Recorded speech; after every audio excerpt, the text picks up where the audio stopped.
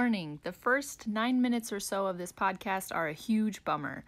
If you're not interested in listening to an unfortunate farm update, go ahead and skip to the link I'll provide, which is where my knitting talk actually starts.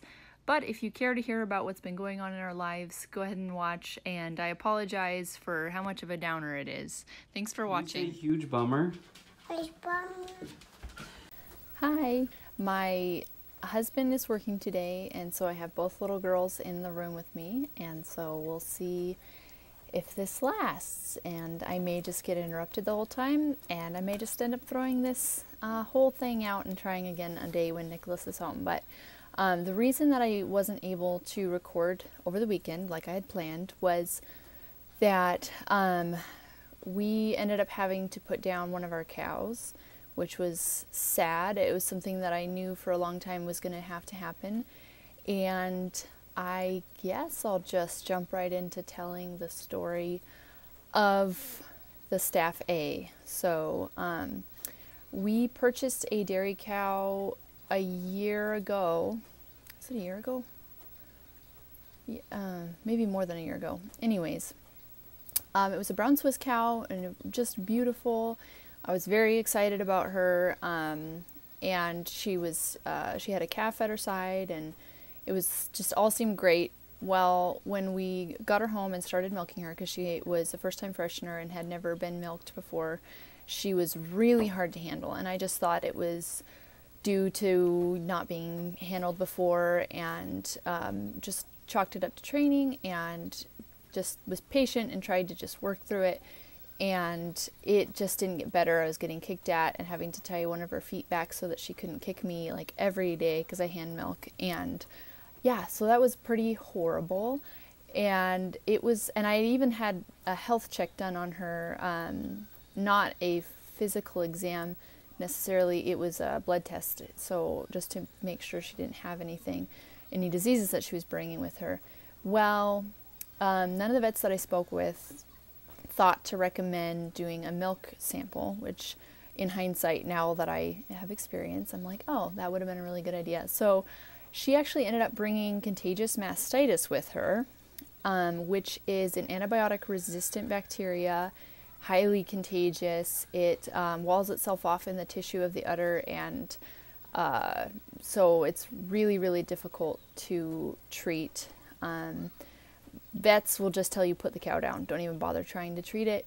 And most people will do that. And anyways, I felt so I milked her all summer before I finally figured out what was going on with her, because she was so miserable to work with and so mean. I finally was like, I'm done. I can't deal with this anymore. This is not worth my sanity. So I went to sell her, and a buyer actually asked for a milk test, and I was like, oh, sure, no problem. So we sent a sample into the lab, and lo and behold, she had Staph A. So that was really devastating, and I was really upset because potentially all of my cows may have had it, and I had 3 other cow and 2 cows and a heifer. So I was really devastated, and I ended up treating her because I got some advice from another fellow dairy person, and she recommended trying it. And I also tested my sweet mama cow, who is the cow that I'm the most attached to. She's like a pet, and it's almost like a family member. It's a little ridiculous for a cow, but like we've gone through so much with her over the years. We've had her for like 5 years or 6 years, and she's just the sweetest, just a wonderful animal. Anyways, so I treated both of them. The Swiss cow, because she had been contaminated for a really long time, she never came clean. Her tests always came up positive, which makes sense. The bacteria lives in the udder, and it's really, really hard to eradicate it if they've had it for a long time. And it's not mastitis like when you get it as a woman. When you're breastfeeding, it's not like fever and horrible symptoms. It's more, it can present that way. It's subclinical contagious mastitis. So because it's subclinical, it's more of like a lingering inflammation, and reduced production. So anyways, so she never came clean, and we came to the conclusion that we just were going to have to butcher her, which was really hard when you doctor an animal and work with them for an entire summer. And treating her, it was an intramammary infusion twice a day for 2 weeks, and it was just really challenging. So I did that with both cows. She didn't come clean, and the Jersey did. So I was just really thankful to have my Jersey cow. We ended up having to butcher the Swiss, and that was really sad and a lot of work and hard. But I thought we were out of the woods, thought everything was okay. My other cow, I let mama cow dry off because she had been lactating for a really long time.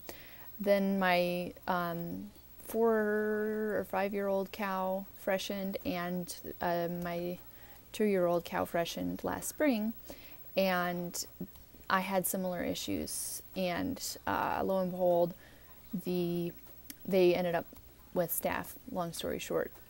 They must have just contracted it from the soil or from flies spreading it or whatever. So that was really disappointing. It's just really sad. So before we figured out what was going on with them, we had tried to get them bred by a friend's bull, and none of them ended up taking, and we were under the impression that they were bred. And anyways, it would have been we would have done a lot better job managing it, but I was really pregnant last summer and just didn't have the energy to really be on top of it or be handling cattle a whole lot. So things just kind of all went to crap while I was big and pregnant, and just not focused on that. That's not what I was concerned with. So now we are going to butcher the 5-year-old cow, who is not very friendly. She's kind of always been difficult to handle because she has staph, and I think I treated her when I found out she had it this summer, and then just let the calves nurse off of her and just let it go. But she never ended up coming clean after I treated her. So I just was like, I'm done. I'm so burnt out. And so we didn't actually end up butchering her all the way until yesterday. So we finally got that done, and it was really hard. It was a really emotionally draining weekend. It was really sad. So, not to be a giant downer on my second episode of my podcast, but I had a really rough weekend, and so that being said, my husband was not available to watch the kids, and I was not available to do the podcast because we were working on that all weekend. The animals that we eat for ourselves, we butcher and just do the whole process at home.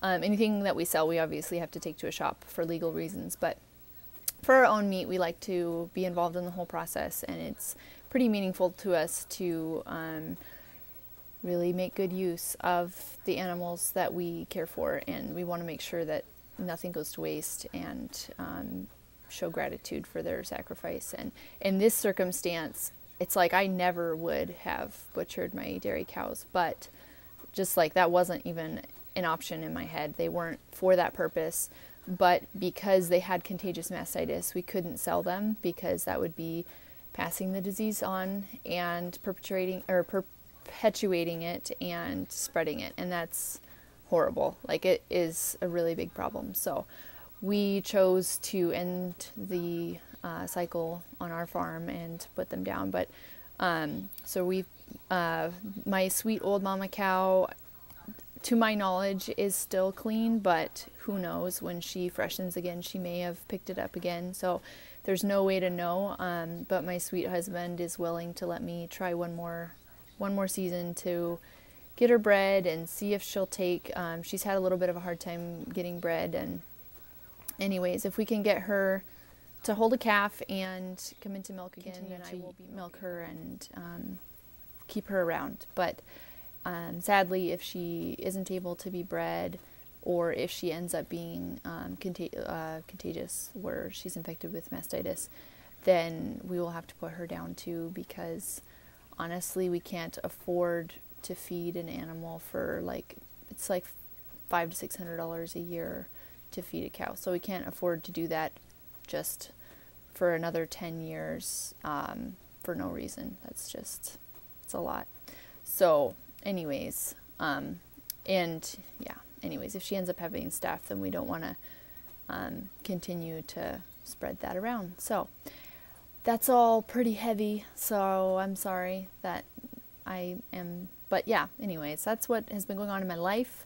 I actually have still found a lot of time, not a lot of time, but like a decent amount of time to knit, which is awesome. And that's why we're doing this whole podcast. It's a knitting podcast and not a my life is sad because my cows have a disease podcast. But anyways, I cast on the Reina shawl right after my last podcast, and it is, I should actually work to the end of the row because it's going to be really hard to show you. It's turning out really nice. I really like it. It's been a very easy and fun project. I ended up having to frog a section, like I got like maybe a quarter of the way done and then realized that I had done something really stupid, and my first mesh section was facing the wrong side. So it was wrong side mesh on the right side, and then the rest of them were right side mesh, and it looked really bad. And I don't know how I didn't even notice, like, I guess I didn't realize that the wrong side of the mesh looked different, but then once I had gotten a good amount of it done, it was really obvious. So anyways, so I ended up frogging all of that.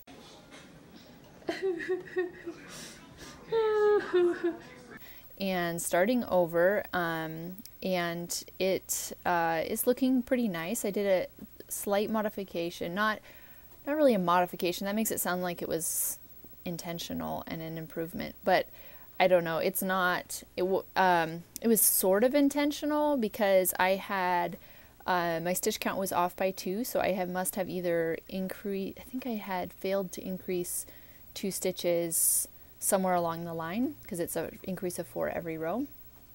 And sorry, I'm finishing this row real quick before I'm going to show it to you. That's why I'm looking down.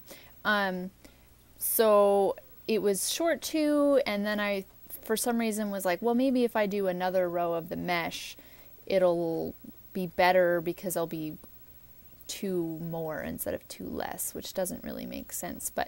And I also I prefer the mesh to the garter. I like the contrast between them, but I really like the meshiness of this shawl in particular. So I was like, well, on the second mesh section, I will just do 1 extra row. So instead of 2 rows of mesh, it will be 3 rows of mesh.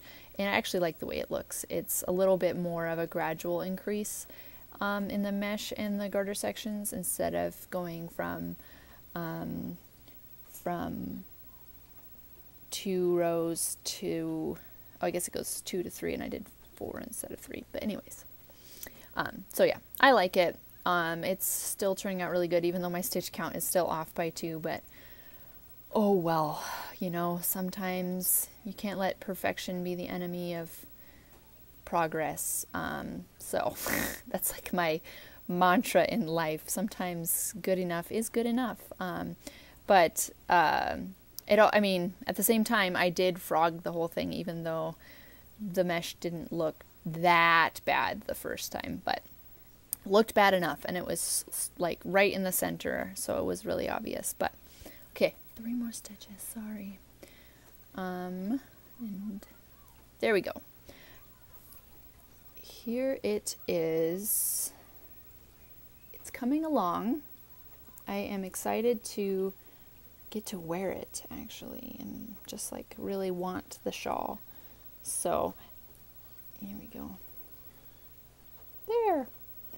Looks a little funny because it's a little too big on the needle. I mean, there's too many stitches to really spread it out well, but yeah. So yeah, I love this pattern. I think it's beautiful. It's very simple. My issue actually was that I didn't print out the graph, so I wasn't crossing off when I, that's funny, I think I see my mistake, but anyways, I wasn't crossing off my rows, and so I got lost. So then once I drew out the graph because the printer wasn't hooked up, and now it's going a lot better. a lot easier. So yeah, I'm excited to wear it. That will be cool. It'll be my first shawl. And it's living in the bag that the yarn came in from, I think it was the I Love Knitting website or something. It was just some yarn site. So that's that. And I'll be right back. I gotta go get my, silly me, they were right here. So the second thing I've been working on is, just because I got those little 9-inch circular needles, I could not wait to try them out, even though I really wanted to focus on my shawl and get it done. But I made this little project bag out of a camisole that I have had for way too long, and it was getting kind of threadbare and the seams were falling apart, and my huge pregnant belly had stretched it out so that it just looked horrible when I wore it. But I'm like the opposite of a minimalist. I have a really hard time throwing things away.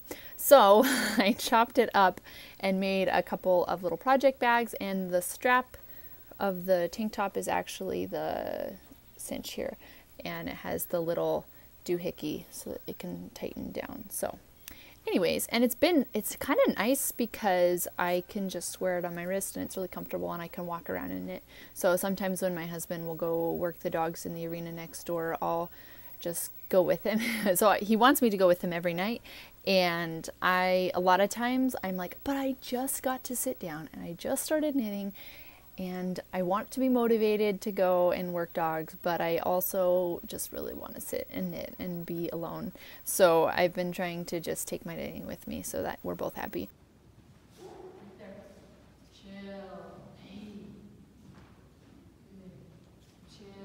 And inside of this little bag is a sock.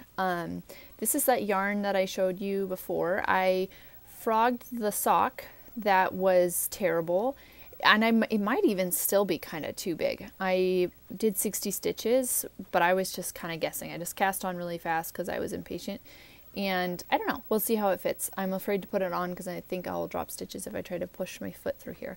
But the yarn's really scratchy, so I don't actually know how much this will get worn, but it's practice. I'm just learned how to do German short row heel, which was exciting because I always have done flap and gusset heels, and they're nice looking, but I really don't enjoy the process of the gusset heel, so this I liked doing a lot better. So I actually knitted it up once and then frogged it and then did it a second time for practice, and now I feel pretty comfortable with it. I think I'll be able to replicate it. And I used Mina's vanilla sock recipe for the heel. Yeah, so it's been really therapeutic. I love just some stockinette, and I really like these needles. I'm a diehard DPN person, but I really like these a lot. They're just so smooth. It's, oh my gosh. And I also am like very, I've always been more of a wooden needle person, and sometimes even plastic needles above metal, because as a kid I used those like aluminum cheap knitting needles, and I hated the way they felt. And when I had a horrible tight gauge, like, I mean, everybody does, I think, at the beginning, and it was like the tip would scrape across the other needle, and it was terrible. So I hated that sound, so I thought that I just really preferred wood. Well, little did I know, really high quality metal needles are lovely and like so smooth and just such a joy to knit with. So I might have to get more needles, guys. They're just so smooth and fast and wonderful. I love them. So this has been a really addicting, simple little knit, and I'm going to finish this pair of socks, but just because I'm stubborn like that, even though I'm probably not going to wear them much. But I did order some sock yarn from I think it was the I Love Knitting website again, for some reason, oh yeah, so this is funny. I don't know if I'll show you guys this project or not because it's a little embarrassing, but my husband has been like teasing me about really wanting me to knit some lingerie. I was just gonna make like a bra or something like that. And but I'm like, I'm not really motivated to do that project. It just doesn't seem that fun to me, but that fun of a thing to knit specifically. And anyways, so I was like, well, and I was trying to think of a good Valentine's gift for him. So I was like, well, if I actually knit that project for him, I think it would make him really happy. So I guess I will find a pattern and get started on that. And I found a pattern, and it called for a cotton elastic. Is that elastic? Cotton and something stretchy blend. So something synthetic with cotton. And I was like, okay, cool. I'll get some of that. And I went on the website to find the yarn, and of course it was like 2 days before the end of January, and it was the January yarn sale. So I went through all of the clearance stuff, and a lot of the yarn was like 50% off to begin with. And then on top of that, if you ordered more than $100 worth, it was 25% off. And you got free shipping or something crazy. So, which I feel like a crazy person. I'm like, obviously it's just designed to suck you in, you know. Just the yarn black hole. And I fell into the yarn black hole, and I like got so much stuff picked out. And I was just like, oh my gosh, Nicholas is going to be so mad at me. But I didn't order it. I, waited to talk to him about it because it's like $75 worth of yarn. But I was like, it's like $5 a skein for wool yarn. And I, like, you guys know, I have a little bit of a problem with being cheap, and I'm working on it. But so I talked to him about it and was like, it could be my Valentine's Day present, and then you wouldn't have to pick something. And he's like, okay, fine, whatever. So I ordered that, and I'm looking forward to getting that in the mail and showing you on my next episode all of the things that I picked out. I picked out sweater yarn, yarn that I'm going to use for a sweater. It's not specifically sweater yarn, and a bunch of sock bases, and I'm really excited to do the socks. I got some fun like zebra pink and black stuff to make myself some goofy socks, and then I got like a imitation Fair Isle fun sock that I'm going to make Nicholas a pair out of. So yeah, so that's exciting, and I'm looking forward to doing that. Yeah, so that's my, I guess, stash enhancement preview. Okay, so I forgot to do finished objects when I recorded the podcast. This is my cat Wash. He's pretty awesome. I haven't introduced him yet. Anyways, you can get out of here, buddy. This is the little sweater dress I was working on for Felicity, and I totally just winged the pattern, made it up as I went along, and it turned out way too wide in here, as you can see. I mean, Felicity is a pretty small person, and so this is made for like a very short, wide person. She's not. And the sleeves turned out really goofy. And she hates it, which is like sad because it's so much stockinette. This flounce is just absolutely huge. Really, like, so much. Anyways, so, yeah. Oh, you're snagging it up, buddy. I'm glad I am not too attached to this project. Anyways, I haven't weaved in ends because, as soon as I was finished with it, I put it on Felicity, and she was all mad and didn't want to wear it. So, I don't know. If she ever decides she'll want to wear it, then I, may block it and weave in ends and let her, wear it, but for the time being, it does not fit her, and she hates it. So, that's that. I'll use patterns for a while. I mean, maybe someday I'll get to where I can design patterns, but I need to be a lot more strategic about it and do swatches and figure it out a little better beforehand instead of just jumping in. That's like my main lesson in life is don't just jump in head first to things, you know, actually do a little planning. So, yeah. But the other thing that happened since my last episode is I went to my first knitting and spinning group meetup, which was really awesome. I've been wanting to make my own meetup for a long time. I mean, like since last year. But I'm really bad about, I don't really feel like I have a good place to host it, and I'm just really bad about making plans with people and actually scheduling things. So I haven't got it done yet.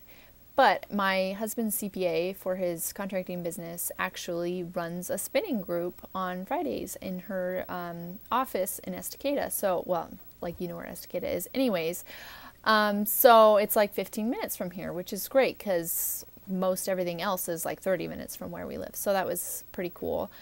So I went on Friday, and Nicholas was home, and he watched Felicity, and I took Daisy with me, and she was a super good, easy baby like she usually is. She just stared at me from her car seat and smiled the whole time, and I worked on my project and listened to people who know a lot more than me talk about fiber, and that was really cool.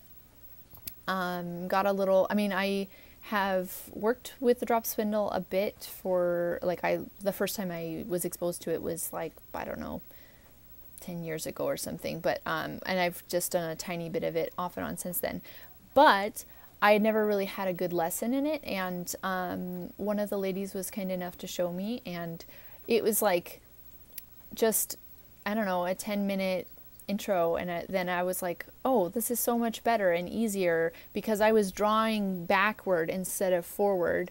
And for some reason, so if you're drawing backwards, you're bunching up your fiber and making a really gross mess. And so it was like, duh. But now I enjoy the drop spindle a lot more, so that was cool. I was just like, duh. But anyways, you don't know what you don't know. So that was really kind and awesome, and I'm looking forward to using the one. She has a spare wheel there, and so I'm excited to try out an actual spinning wheel, because I've never really gotten to use a spinning wheel, so hopefully it's not a terrible experience. But yeah, if I have babysitting, or if Nicholas is home on Friday, then I will be going next week as well. So yeah, that was really cool. I'd still like to host my own spinning group sometime, maybe with some younger friends that want to watch Netflix and just have a good time. Oh, something else that I learned since the last podcast, which has been like kind of magical, it's silly because it's really not that big of a deal. But I was working on these socks, and I had frogged the sock that I knit like several years ago, and little did I know, I don't know if it was moths or mice, or I have no idea what, but there was like thin frayed areas throughout the yarn that I was using. And so I would get to a point in the yarn and all of a sudden realize that it was just really thin and going to break on me if I wasn't really careful with it. So I didn't want to leave that in the sock, so I started just pulling them apart, and I looked up ways of joining the yarn and ended up doing the spit felting, so where you split the fibers and put saliva on it and then felt it in your palms. And I was like, this is magic. This is so cool. I loved it. I ended up having to do it a ton of times because the yarn had so many weak spots. So yeah, that was pretty cool. And I'm looking forward to using more animal fibers and using that method, because that was a pretty neat, and no weaving in ends and no knots or anything. So that was pretty cool. And if you haven't tried that yet, definitely look up a tutorial on it and try it out if you're using animal fibers, because it was really fun. So anyway, over the last 2 weeks, I started watching, I guess this is my what podcasts have I been listening to segment. So I actually have watched a lot of the Basic Stitch Knitting podcast. She's just really awesome, and I really enjoy her podcasts. I'm only, I think, to like episode 7. And because I started at the beginning. I don't like jumping in the middle. I feel like I've missed out.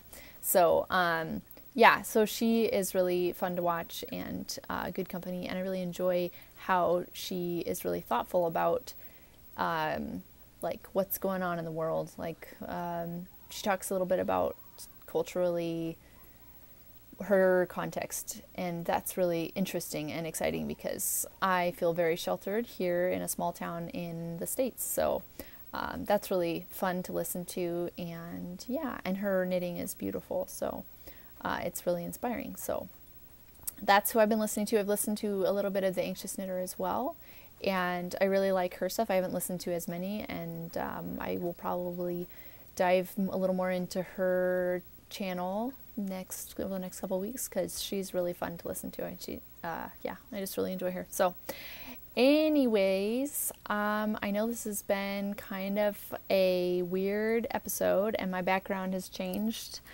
I am in the living room because, like I said, I don't have anyone else to sit with the girls today. So Felicity's over there watching Boss Baby on the laptop, and Daisy is sleeping in the swing. So I'm just trying to do two things at once here. So I guess that's all I really have to talk about. Yeah. I hopefully will have a little bit better content and some more interesting things to talk about in future episodes. This, like I said, this last couple weeks has been a little hard emotionally, and I feel a little bad for putting this out there because it's such a downer, but I also really don't want to be super inconsistent about when I post podcasts. I want to be, pretty regular on a 2-week schedule. So just got to do it. Got to put it out there. And hopefully you guys enjoyed it. If you have enjoyed any of my podcasts, feel free to like my videos or subscribe. So thank you guys. Bye.